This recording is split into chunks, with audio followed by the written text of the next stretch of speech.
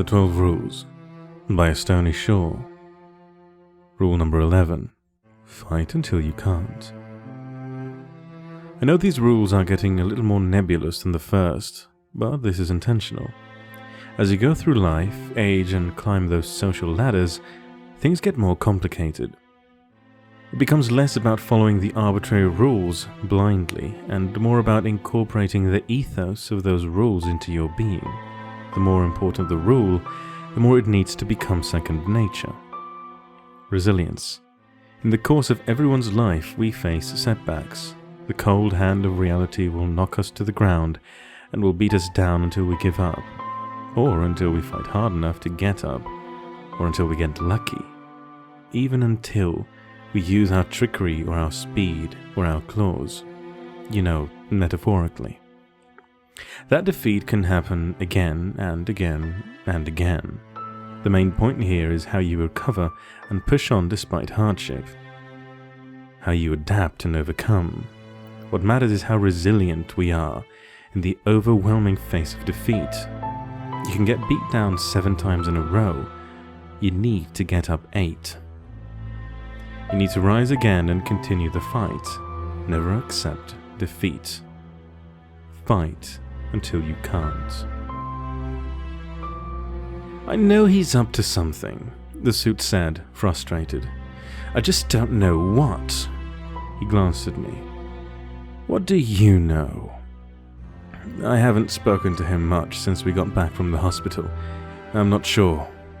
Why does he interest you all of a sudden? I asked. He sighed. Intuition. It's in my nature. I've watched people try to betray me for so long that I can sense it coming. Michael has a small chance of making it, more annoying than normal, however. He grimaced. He knows too much. I bit my lip and tried to concentrate on the slight stench of mildew in the air, indicative of not quite adequate pumps for the bunker. I don't trust him. I sensed something. He was and is hiding something from me. I just don't know what. Then he waved his hands, beckoning me to leave. That night at the shop, I was crowded into the bay under an incapacitated M1 Abrams, with Lee, Mike, and Sarah. Listen, it's worse than I ever thought. That mimic we hunted a while back was his prototype. I think the whole reason it got loose was because the previous plant manager, I shuddered, felt he had to act and cut the power, causing the mimic to escape. It replaced Chris in less than 2 minutes without so much as a sound. There is no telling how bad things can get once the suit perfects it, or hell, even just decides to release it as is. He wants to destroy humanity because he's a delusional. He told me Prometheus' story to try to get sympathy from me. I was nearly shouting. And I almost believed him. Sarah looked down at her feet, took a deep breath. He might not be lying about that. All 3 of us looked at her, dumbfounded. You saw what the faceless men do to me every time I'm used as a sacrifice? Imagine that for eons. That was the suit's fate. Tortured but not able to die. He's immortal like me, Imagine that suffering forever. No wonder he is the way he is. You sympathize with him? I asked, confused. She held up a hand. No, I just empathize. Don't you judge me. You don't know what it's like to be conscious while demons feed upon you, causing as much pain in the beginning as in the end. What that could do to your mind over eons. She shook her head. No, evil he may be, but he had evil done to him too. None of it was right. Lee spoke first. Well, what do we do? He was cool, almost free of worry despite the circumstances. We have to fight. We have to do something, Mikey responded passionately. Sarah was silent, in thought. I spoke first. Why don't we use the others to help us? Get a bargain and Lee stopped me. If you really want something, they will never give it to you, because it won't amuse them. Don't be naive, we can't go to them. Mikey spoke next. We could take him through the aperture somehow, like Sarah interrupted. How would you lure him, and how would you secure the lure? You've seen what he can do. I was about to speak when Mikey got red in the face. God damn it, Sarah, what the fuck am I supposed to do? I'm always coming up with ways to deal with this fucker, and you always shoot me down, and you never offer any fucking answers. No explanations for your abilities or how you know so much about the suit. It makes me think you're trying to protect him, he shouted. Or even making excuses for his senseless slaughter of innocents. Did you help him escape? Is that what this is about? Your memories have been returning since the shit's been going off the rails. You remember that far yet, huh? I'm remembering a lot, but I'm not. I didn't. Sarah started before Lee jumped in. Mikey, calm down. You know how powerful he is. What did you expect us to do? I almost fucking had him at Moletown. What the fuck have you, Sarah, ever done to slow his progress down? Mikey, just wait a minute. Mikey shot back.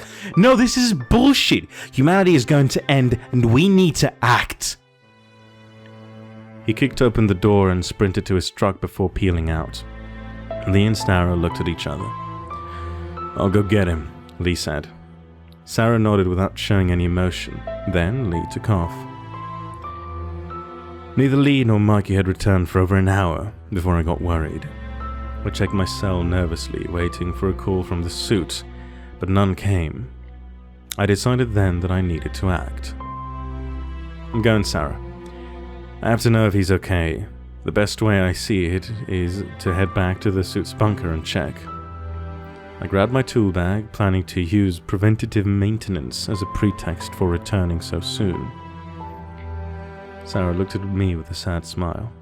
Okay, just be careful. I turned to leave and paused. Do you remember anything else about the suit that could help me before I go? No, this is how it needs to be. I could tell she was lying about the first part, but I didn't press it. The suit wouldn't be able to read my mind and figure out whatever she was up to if I didn't even have a clue. I shrugged and left. When I pulled up to the bunker, I could see both Mikey's truck clearly marked with the E75 bumper number. I parked haphazardly near the entryway, and in the place of the suit's car was Lee's own vehicle. I walked over to the bunker door and keyed the code. When it opened, I found myself face to face with one of the disfigured guards. I just came back for some preventative maintenance. I don't know if the last guy kept up to date with all the needs that happen to keep the generators up. We wouldn't want to have a power outage or anything, would we? The guards grunted and stepped aside, letting me pass. I stalked through the cramped hallways, peeking into each cell looking for any sign of Mikey or Lee.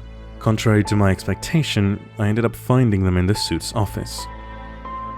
I was down the hall and still out of sight. Peeking from the shadows, what I saw caused my heart to sink. Mikey was bruised, beaten, and being held in the suit's temporal grasp. Mikey was unable to move, and only the barely perceptible muscle tension indicated he was in immense pain. Lee, I'm so very glad you are on my side, and that you caught this snake before he could annoy me any more than he already has. The suit turned his gaze to Mikey. Nice trick at Moletown, by the way.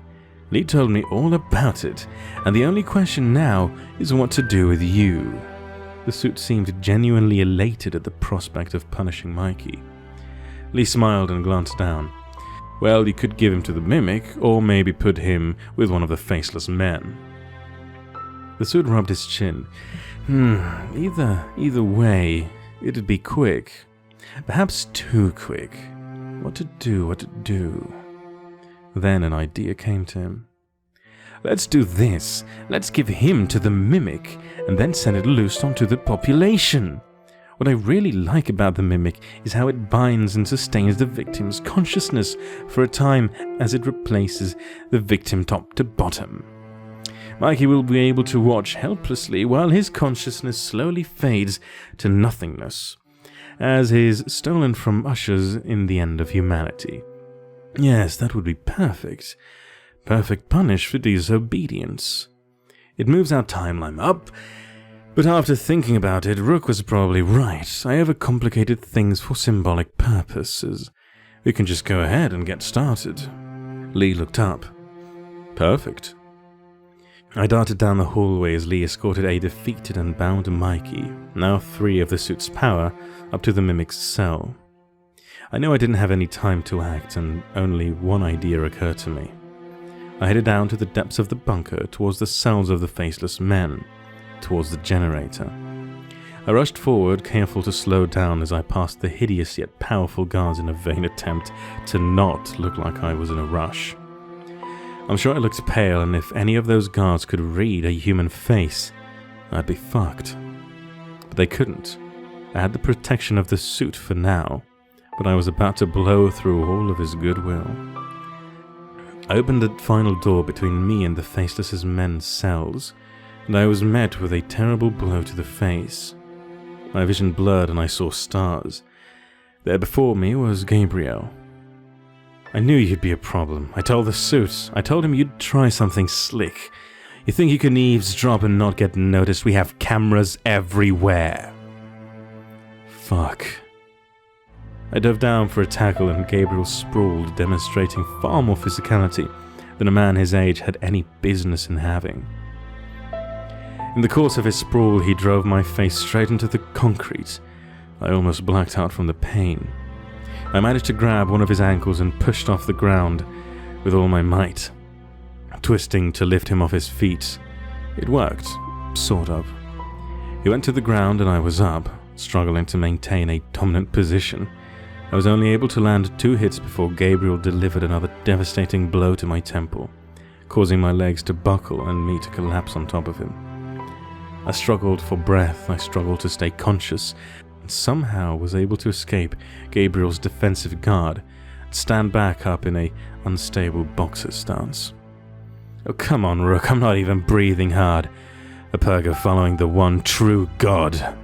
You're done, it's over, a new dominion is upon us. I lurched forward with a jab, which Gabriel easily blocked, and then he shifted into a counter strike to my solar plexus.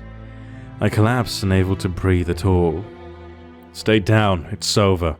If you make me kill you, you won't have any fun with the suit, and we can't have that. Gabriel continued to talk through and through, the ringing in my ears in my semi-delirious state. From repeated blows to my head, I only caught bits and pieces. Something about the coming end, the fickle and immoral carelessness of gods, the worship of chaotic impulse. I don't know. I couldn't make any sense of it. I made another attempt to move, and Gabriel delivered a blow to my side more powerful than the rest. The kick was accompanied by an inaudible crack, as at least one of my ribs broke. I collapsed, unable to think or move as my vision started to dim from the pain. Gabriel walked to the wall and picked up the phone. He punched in a number, and I almost immediately could hear the suit's voice. Gabriel smiled. "You need to come down here. I have an offering for you."